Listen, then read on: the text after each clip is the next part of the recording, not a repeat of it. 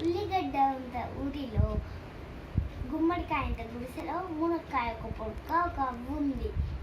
ఆ అవ్వ పనసకాయ అంత పొలానికి వెళ్తుండగా దారిలో వంకాయ అంత వజ్రం దొరికింది.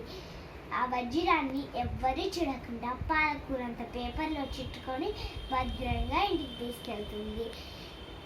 ఆ వంకాయ అంత వజ్రాన్ని ఎవ్వరు చూడకుండా బీరకాయంత బీరువాలో దాచిపెడుతుంది.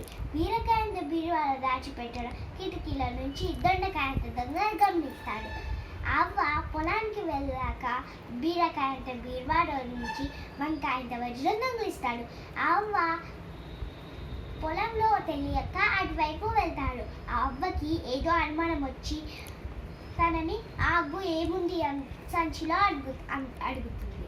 అయితే అప్పుడు దొంగ కంగారుగా పరిగెడతాడు. అప్పుడు దొంగ వెనక పరిగెత్తలేక పొట్లకాయంత పోలీసులకు ఫిర్యాదు చేస్తుంది.